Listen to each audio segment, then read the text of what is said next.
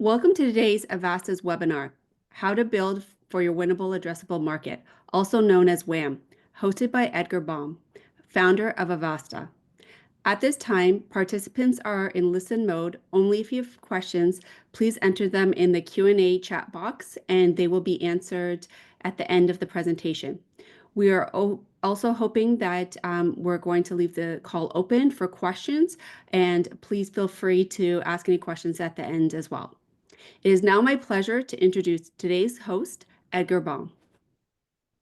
Welcome everybody to today's webinar as we get to share with you what we've gone and developed, executed in the market, and have gone and seen the impact on in numerous businesses around the world in taking advantage of the winnable addressable market approach. And to kind of start with things off for us today is what we'd love to know is what is your biggest challenge in finding customers to achieve your growth targets? So if you can just toss into chat in a few words, just describe the biggest struggle that you're facing, or if you have clients that are facing growth challenges, just like what are some of the common things that you're going and running across? And this is something that's important to us because this is a catalyst for why we even went and created the winnable addressable market and are now bringing that approach to the world at large, not only from our services, but through what the fundamentals that we'll be walking you through today that will hopefully give you an edge up on your competition. So on that note, feel free to kind of just start jotting things in, and we'll be able to refer to them as we go throughout today's session and be able to go from there. So in terms of what we're covering today, we're going to give you a very quick background on Avasta in case you don't know much about us, why we developed the winnable addressable market approach, and how it is kind of like the TAM for the 21st century. And we'll go walk you through an implementation, give you some of your own building blocks that you can go and start asking in terms of like, what are the questions you need to be able to go and figure out and get sorted through. And then we'll do a Ask Us Anything at the end in terms of the details that are there.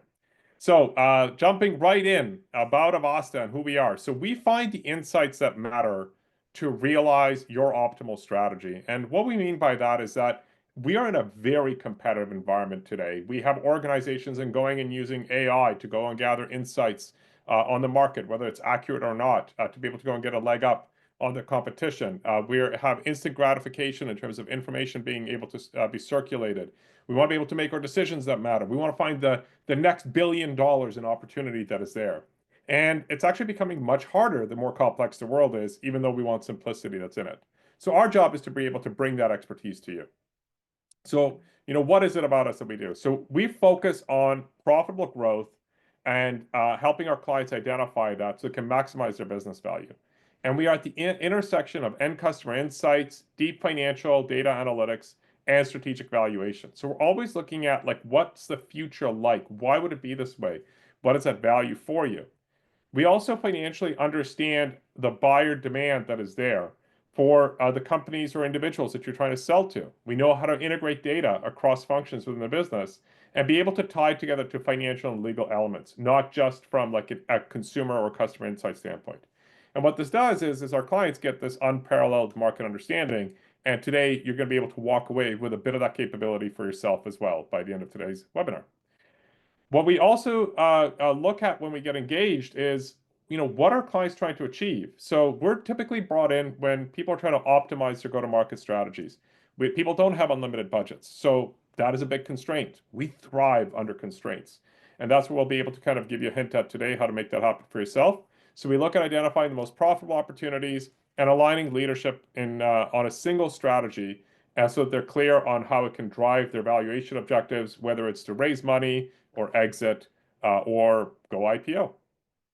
So I'll start with why we developed the winnable addressable market approach. And it'll give you a bit of a hint that's there to what's going on in the marketplace. And we started with going to the market, which is the whole basis of what we do and what you'll see as the thesis behind the winnable addressable market. So what are the top 3 things that we heard in the market that people are looking for? So we've had the past few years a really hard pivot to needing profitable growth. We've had multiple waves. Of course, the prominent ones are in the 90s, again, just around right around the COVID mark, where people just like scale at any cost. It doesn't matter if you have profitability or not, you'll grow into your profitability. Well, things have changed drastically. And what I can tell you is that the growth at all costs era is dead. Instead of going and, getting yourself praised for getting to $100 million in venture capital or $1 billion in venture capital, there's a whole new movement now of like, hey, how quickly can you get to profitability? And what we've also gone and seen is that raising capital is expensive. There's more and more stories coming out of founders walking away with only a few percentage points of the sales price or the IPO price of really famous names that are out there. And it really makes you wonder, is it all worth it? And being able to get to profitability is something that is actually increasing valuations dramatically in the work that we're going and doing with our clients and helping them understand what matters more, pursuing revenue and being unprofitable in the process, or pursuing lower revenue that has profitability to go with it. And the answer is increasingly the latter. Also, what I think is really, really important is regardless of how much sensationalization we have about revenues and valuations, the reality is customers don't care about your exit timeline. They care about the solution that you solve. And this is that perfect fit that we're going and seeing is that people who want their problems solved or for their motivations fulfilled, they're willing to go and pay and willing to pay in a way that is profitable to you as the company that is going and bringing it to life for them. What we also have seen is that kind of like a maturation in the market. And I just got to be very clear, this is not the whole market, but there's more and more people that are starting to realize that sales and marketing aren't separate in the buying process anymore, especially in B2B. In almost all sectors, what we're seeing is that customers are no longer going to the seller or the brand first. They're going to their networks, they're going to social media, they're going to indirect social validation or industry validation that's there. And what's also very critical is that marketing is leading the direction of buying habits in B2B.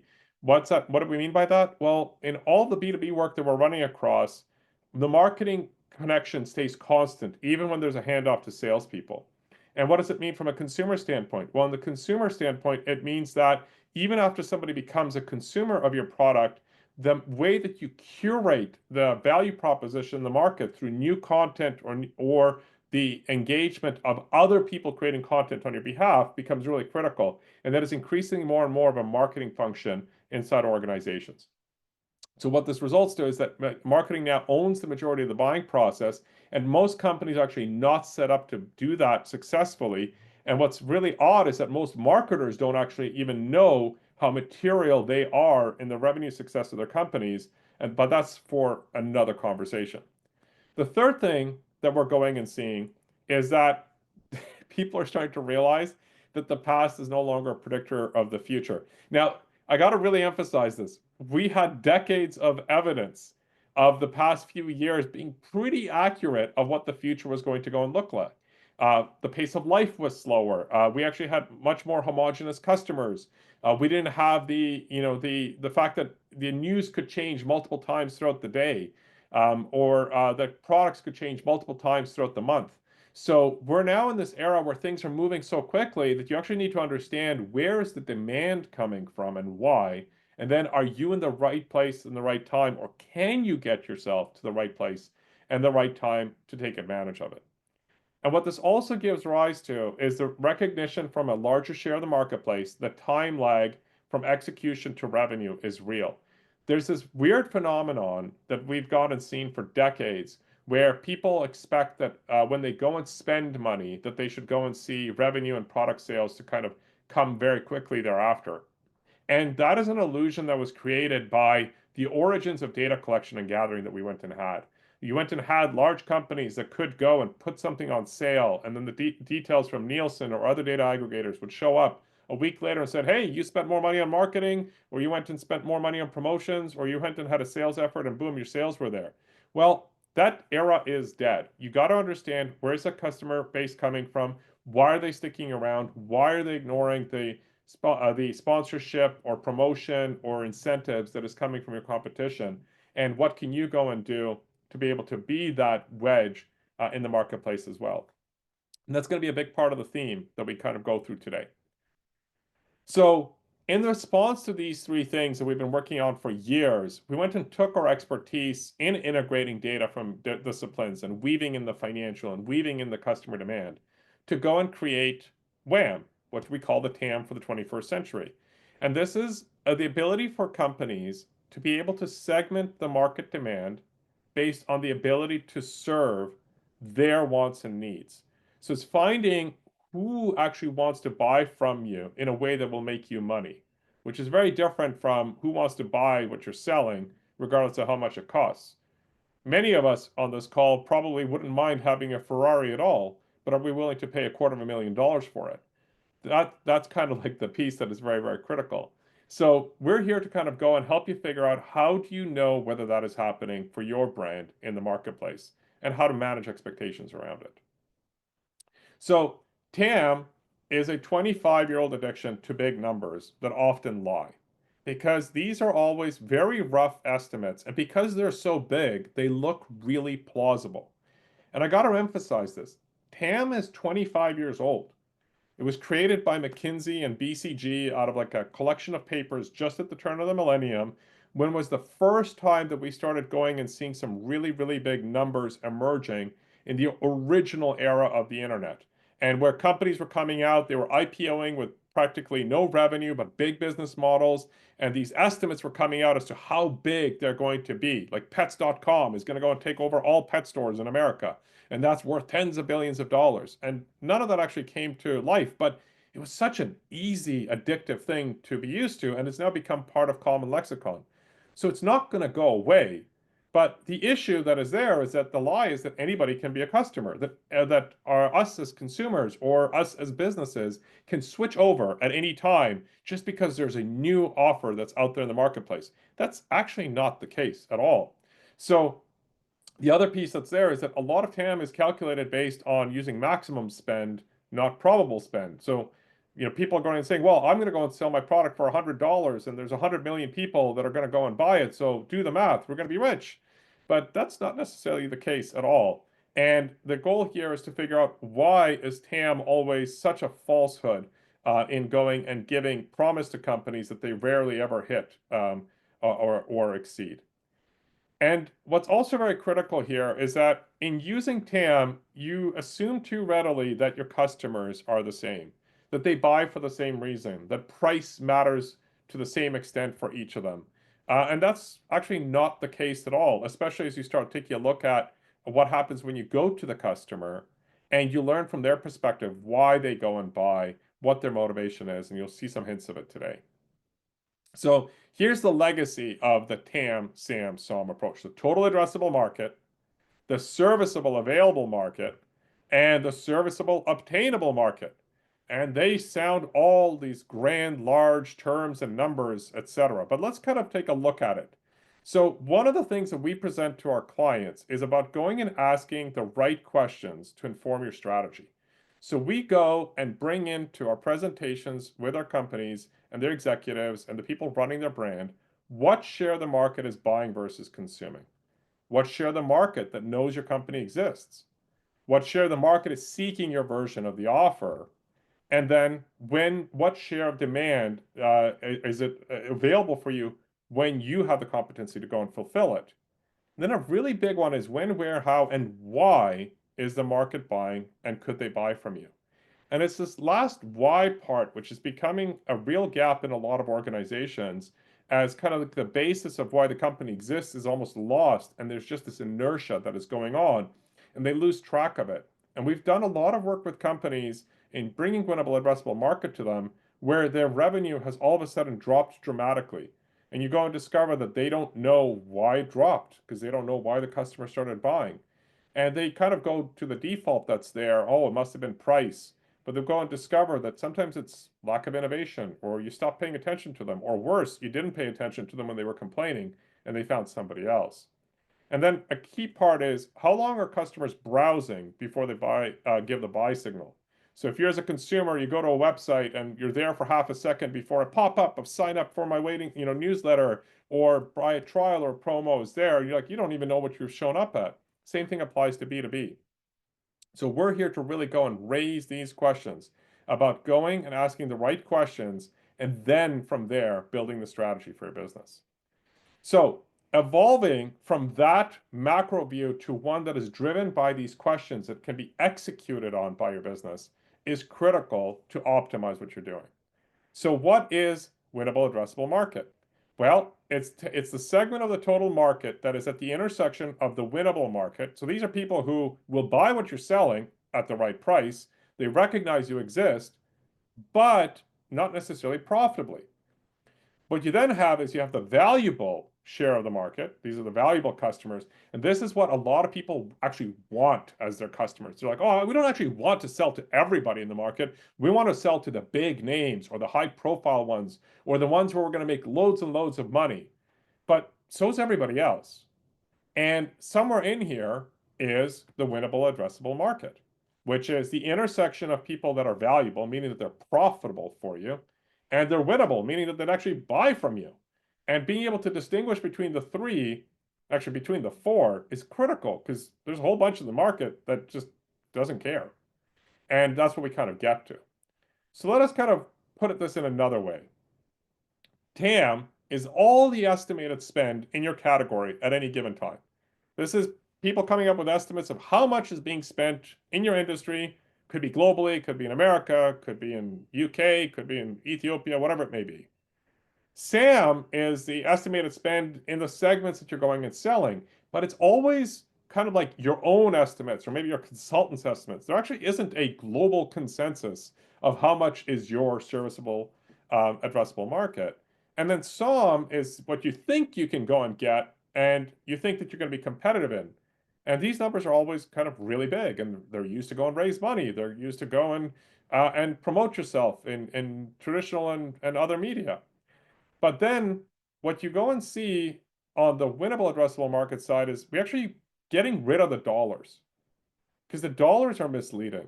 Because what we really want to find out is how many people are actually buying the type of thing or offer that you're going and selling. And that's a question that I invite you to kind of start looking at for yourself with the company that you work at, or if you have companies that are your clients, just pick one or two to kind of think through with this exercise. Because even as a thought exercise, you're going to go and get a value out of deploying winnable addressable market in your organization. And if you start getting into some of the mechanics later on today, you're going to get an even greater advantage. So what you want to figure out is how many buyers are there that recognize your brand?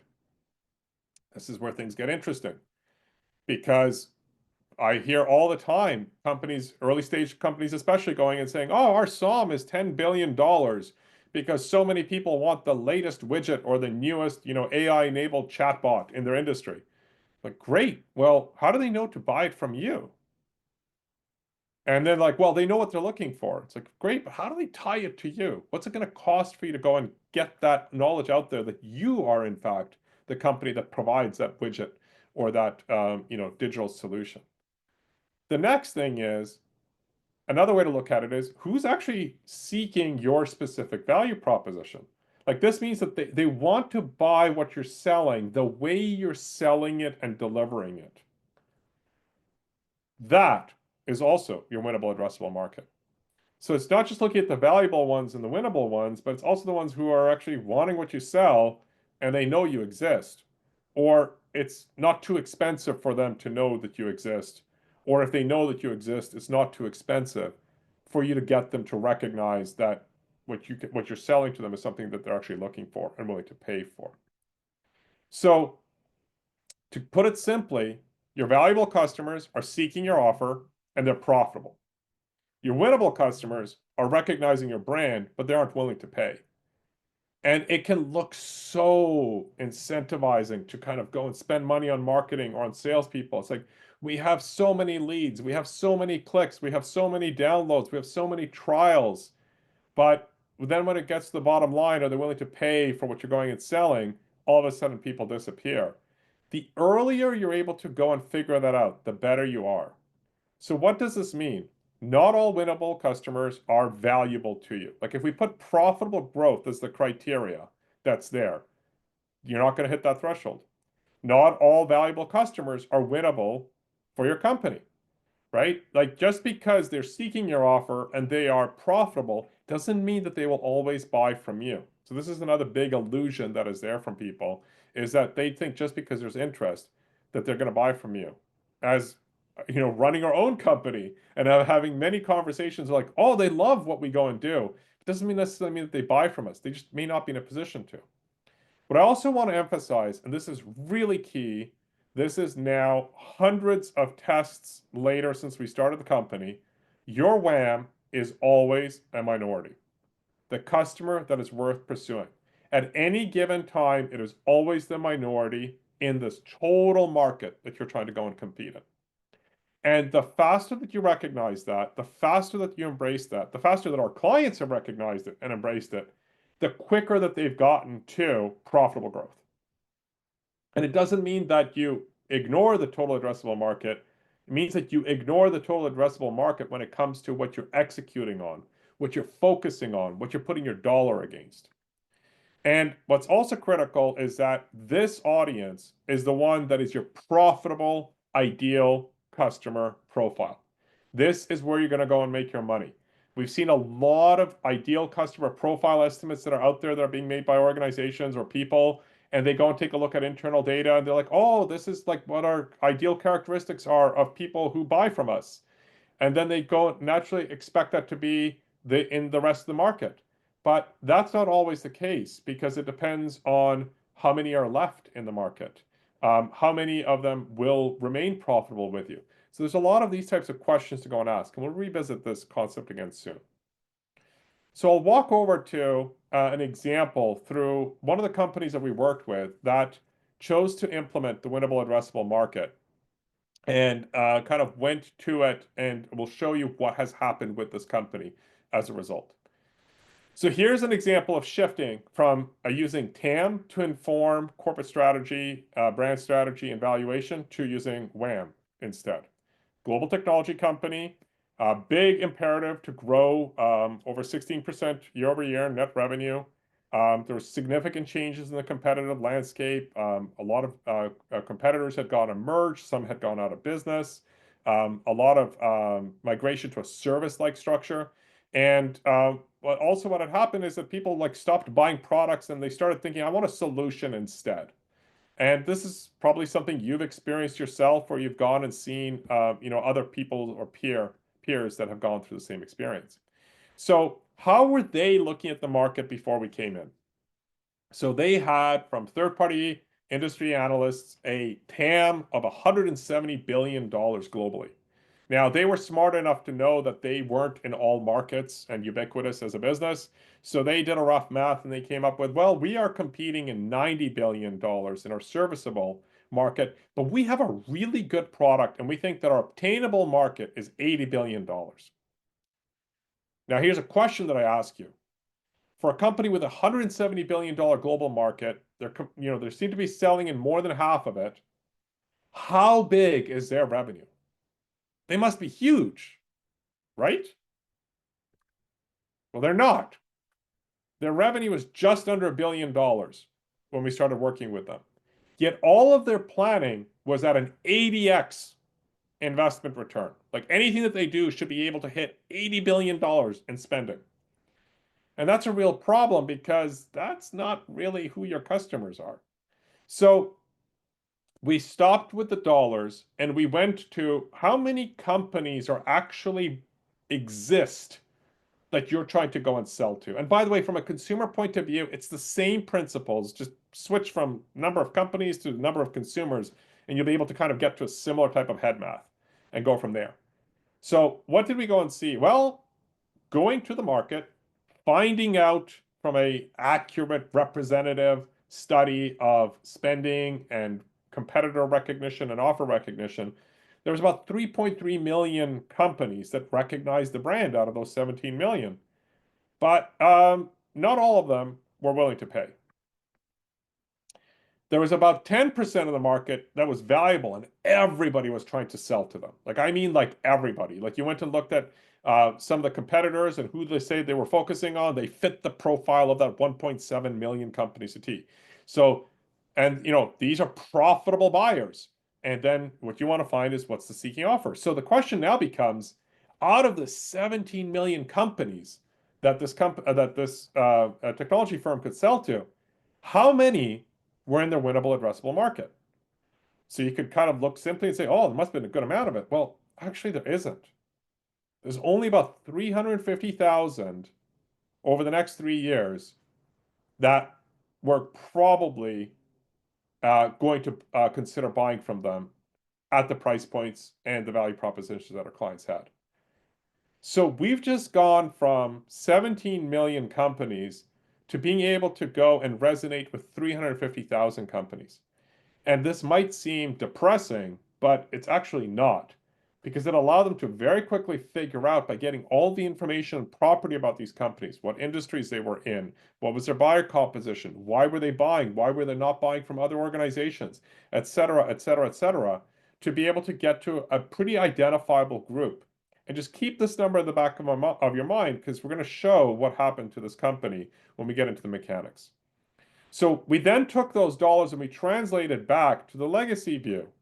Well, you'll notice right off the bat, there's a big difference between the 170 or even the 90 to the 37 billion. Why is that the case?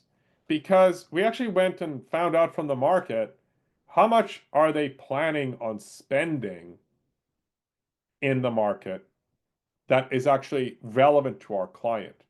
See, there's a lot of inertia that happens in a lot of industries where spending is just going on. It's just not going to change until there's a fundamental crisis or formal review of it. And what we were able to show to our client is that at best, $37 billion of that 170 billion was ever actually going to change hands in the next 3 years. So that means over $130 billion of it was never going to switch. There was no need to. There was no imperative from the buyers in the marketplace to change what they were doing. And it didn't necessarily mean that our client was going to have that available. So about $5 billion worth of spending out of those 3.3 million was going to be from Winnable. And that smaller number of companies, the 1.7, they were the valuable ones. Why? Because they're the ones who were big spenders. Everybody was going after big spenders. And then we took it back to our client. What did we learn? Was that they had about a $1 billion winnable addressable market from a dollar point of view. Now, that might seem really, really depressing. But think about it for a moment. Our client had less than $1 billion in revenue, and they had to grow 16% per year into an identifiable $1 billion in spend in the marketplace, meaning that there was more than enough flex for them to be able to hit the target. This was good news. Imagine that we'd gone and discovered their winnable addressable market was 100 million bucks, meaning that they had burned through all possible customers that they could go and have. So by having that precision, they knew where their next revenue was going to come from.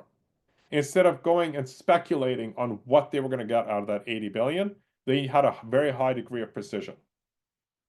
So what were some of the things that we can share that we started going and doing?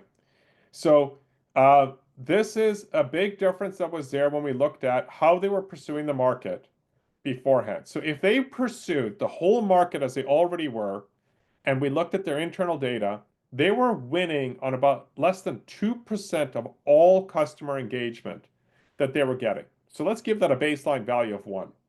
So that was, they were winning about 20% of the time, and they were winning with less than 2% of the market. So then when we took a look at the valuable customers, going back at their historical data, going back at what we went and learned from going and building the Winnable Addressable Market study, is we learned that, well, with valuable customers, they were winning about 40% of the time, but they were getting to less than 4% of those valuable customers ever. But this was about 5 times the value of randomly pursuing anybody in the market. If we went to the winnable ones, they were getting to about a quarter of those companies, but they were winning only 1 out of 5 times. It was still worth more to them, actually, because they were winning so much more frequently, but they were not worth very much. So winning didn't necessarily equate to profitability. But then when we went and took a look at if they just pursued the winnable addressable market, and they had evidence already in their customer base, we were able to map the winnable addressable market intelligence to their internal data. And what did we learn? They were winning 1 out of every 2 deals, and they had way more profitability that was there. And this was a 62 times return on effort versus randomly pursuing anybody in the marketplace. Now that seems quite crazy as numbers for some people. So why is this the case? Well, they were able to go and get much higher margins, much higher win rates from going and selling to these companies, and that became something worthwhile for the company to pursue because they did not have unlimited time, they did not have unlimited budgets. In fact, they had very limited time. Their board wanted these results within 12 to 36 months, and they had very limited budgets, meaning that they weren't, going to all of a sudden double or triple their sales and marketing budgets that they had. They actually had the marketing budget that they had and wasn't going to change. So they had to make it go further. So the client leaned in and went and started actually deploying it. So they went and started using the same building blocks under our guidance as we now recommend for you to go and take a look at. These are very basic, yet the basic seems to be missing in a lot of organizations. So we're going to go and just take a look at how to think through this and the questions that you want to be asking for yourself. So how do you construct your own winnable market?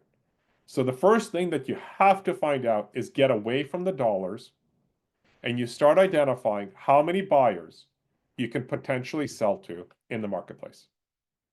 This is really, really critical. So what do you have to do in that? Do not give an equal opportunity weight across the total addressable market.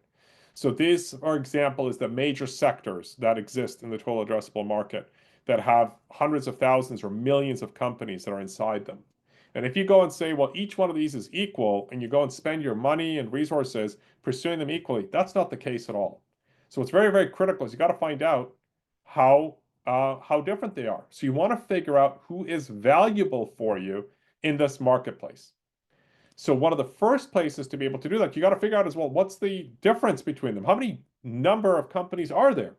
So if we take a look at the US alone, so this is one market that this client was going and trying to sell into. In the US, you don't have an equal distribution. There's actually a lot of business and management services companies and not a crazy amount of high-tech companies that you're able to go and sell to. There's a lot of healthcare companies, a lot of professional services companies. So right off the bat, you can start going and seeing, well, there's different numbers of companies we can sell to. Who really buys what we sell to? Are we a company that has a lot of high-tech companies buy from us, or mining companies buy from us, or do we have lots of business management and services companies who go and buy from us? What's shocking is how many companies don't actually even have an answer to that for themselves. So this is the thing to kind of go and take a look at for yourself. So where we go and take a look at is you want to determine who's winnable. And you can start getting those clues for yourself by taking a look at where's your current sales coming from and be able to take a look at that. So we went and took a look back at our client, and the oranges represent their percentage out of 100 of where their existing customers were coming from. So it doesn't mean that this is going to be your mix going forward because you still need to get into the winnable addressable market and find out how much of the market is left. But you can see right off the bat that our client had a very big bias for education, manufacturing, public service, and government. And what needed to be answered was how much of those respective markets were left to sell to. They were not as successful or did not have the same dependency on some of these other sectors. But what we identified for them is that there was a massive amount of companies left to go and sell to that were seeking the value proposition and didn't know our client existed, meaning that they needed to amplify their brand and the recognition from the market that they could deliver what was being sought. So what happened for our client? And what was interesting is we went and had some internal politics. And they did not want to go and pursue all of their markets. So instead, they picked select geographies and they went and deployed their value proposition and their regional budgets against the winnable addressable market findings. What was the value proposition? What was the price point? What was the industries? What were the buying groups? What was the bundling of the products and services that they were going and selling? All of that went in, like a full go-to-market strategy with the role of sales, marketing, channel, offer, value proposition, contract length, whatever you want to go and call it. So within 6 months, this is what happened for the company deploying the winnable addressable market. They went and started going and seeing a lot of early indicators going up substantially. So year over year was over 6 months, versus 6 months prior, brand name search was up almost 50% in the markets that they deployed their winnable addressable market strategies against. High precision targeting, different mediums of communication, different messaging and value prop. Social engagement went up. Take a look at what was happening in the geographies. that they were not doing this. So this is called the legacy markets, where we're just continuing to do the general deployment that they were doing before. This versus 6-month data, numbers were down. Number of new users that they were going and adding to their ecosystem. Amount of web traffic that they went and had. The number of leads that their salespeople were able to go and get. And then the sales volume. Now, in this moment, and you're the CEO, what question would you go and ask? Well, the CEO in this company said, how come we're not seeing these tall bars everywhere across our business? And the reason is because they weren't going and pursuing their positioning across all markets. So this starts giving you a sense of how impactful within 6 months pivoting your business, and this is B2B. This is not like you start Friday and you go and see your sales results by Friday. Start Monday, you see your sales results by Friday. They were starting to see these impacts within about 3 to 4 months, and the financial impact within 6. And that is fast in this client's industry for sure. So these are the types of things that can happen. So going back to how to look at winnable addressable market, how to kind of start orienting your sales, marketing, and channel strategies is you want to start having these questions answered and these pieces of information while keeping this in mind. Okay? The best people to target are the ones that are valuable and winnable. They're seeking your offer. They know you exist. You're going to make money from them. Okay? They're also going to be a minority of the market at any given time. You're not trying to sell to everybody. You're actually trying to sell to a very small slice of the market, but it's very pinpoint understanding, and you're going to make way more money pursuing them. Okay? This defines your profitable ICP. In B2B, you're wanting to understand what industries they're in. Industries are by far the biggest determinant because it determines how your product or offer is used in that industry. And critically, you need to understand the composition of when they can buy and why they can buy and why they would do that. If you're doing this from a consumer standpoint, you want to understand their geographic variances. And I mean down to like the local zip code level or postal code level if you can. The psychographics that are there behind it, the demographics that are there, and most critically, the motivations, like why do they buy or not buy the category? And then when and why would they buy from you? What's so important to keep in mind in all of this is we as human beings are not able to respond to stimulus immediately. Sometimes we do. We walk by the grocery aisle and we see a chocolate bar we like, and we're like, I can afford that dollar or two. But most purchases are not like that. This winnable addressable market approach brings that thinking to you. So we've gone and taken this approach and really formalized it to work alongside our clients to be able to accelerate their ability to deploy their winnable addressable market. So from a B2B point of view, we analyze industry databases, we map the buyer universe together in your target markets, and then we figure out who your targetable profile is. So much of this is driven by your offer, your strategy, and what you're trying to achieve. Like we determine, is it even possible for you to sell to so many companies or people that you're looking for? On the consumer side, we've also gone and created a geographical purchasing power model where we can go down to an individual zip code if we need to and show you how financially valuable is that zip code for you. Sometimes businesses request that because they're actually a B2B2C model and they need to be able to do that. And then we go and source that intelligence for you. We find your winnable market intelligence, show you what that demand is, how quickly does it change, what are the motivations, what marketing do they use, what sales do they respond to, etc. And then this informs the go-to-market blueprint for your business. So while the Winnable Market Intelligence Study gives you information about your business and your competitors' businesses and how they ebb and flow within your collective market that you're selling to, the go-to-market blueprint is tied to the goals that you have, the ability of the market to take interest and respond to what you're doing, and then the resources and timelines that you're wanting to go and focus on. So each go-to-market blueprint is unique. It's not some cookie cutter that is deployable across any company in your industry. So hopefully this kind of gives you a sense. So on that note, I'd like to open up for a Q&A and ask me anything and go from there. So some questions from the room. Nicole, maybe you can kindly lead this on our behalf. Is there any questions in relation to the webinar today?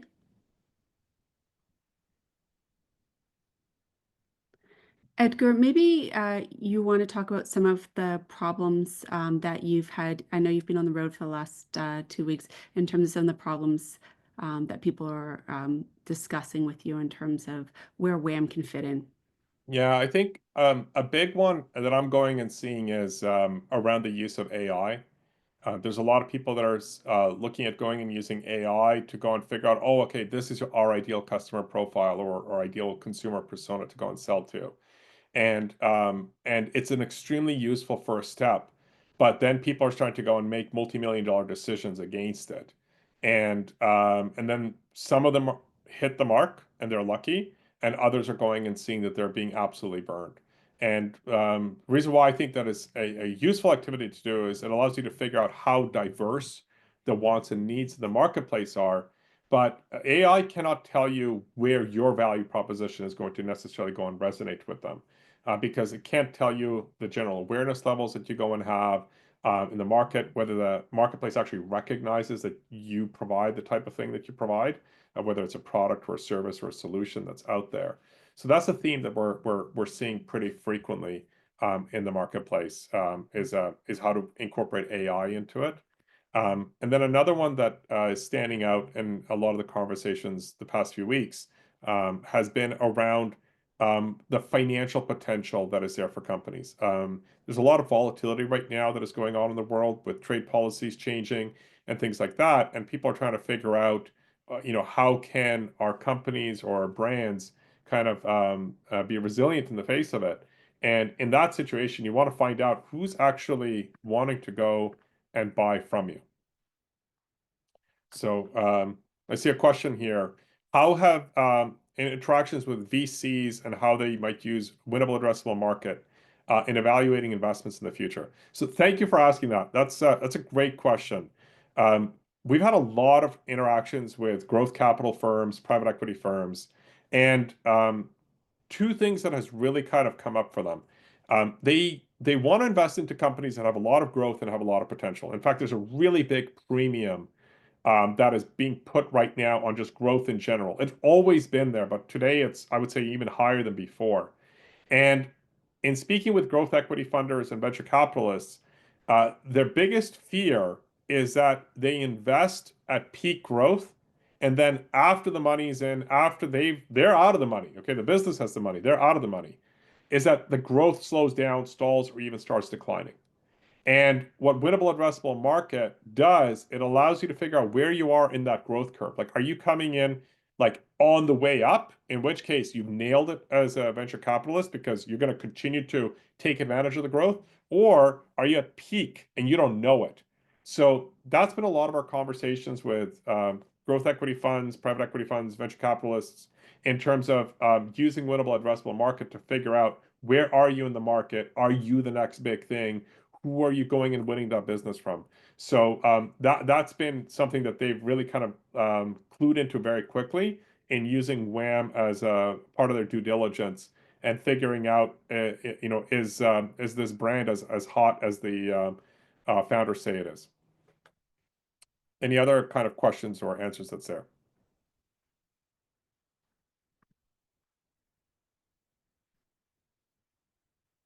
So I'll bring up another thing that has come up in conversations recently, which is how do you trust the market in being able to do this? A lot of traditional market research has had a lot of concern being put around it. There's a lot of fraud happening. There's a lot of AI being used to go and give answers by people who want to go and get their incentive from interviews. And some of the things that we've seen from a technology and methodology point of view is to actually go and have people engage in with companies around the products and services, but in a live environment. So even moving away from traditional survey structures and actually going to like live video interaction and going and providing the answers that is there.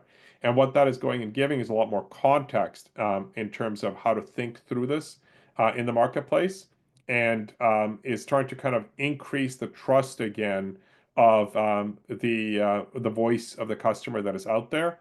Now, what we've noticed in our work in reviewing some of those practices is that they're just trying to get answers from anybody who's willing to answer them. And I think what's very critical in how we bring the winnable addressable market is we always want to go to representativeness. So you want to make sure that you have the representativeness from a consumer standpoint by, demographics, geographics, ethnographics, life stage, whatever the heck it may be that kind of determines why your category gets bought. And same in the B2B side, the right people that are actually responsible for making those types of business decisions. Like you wouldn't go to the CEO of a multi-billion-dollar company to go and provide insight on how they buy a $5,000 per year product.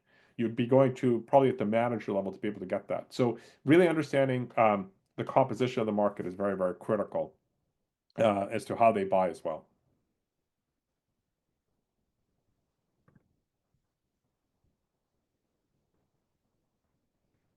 So on this note, I hope that you've gotten some real insight for yourself on how to think through the winnable addressable market approach and how it can give you an advantage. And we invite you just to go and try. Like, hopefully you went through the thought exercise and you got a sense for yourself as to what is going on inside your company or for your clients' companies, and can now get some new ways of tackling the opportunity or the risks that you're facing. And on that note, I want to say thank you for your participation and look forward to the next one.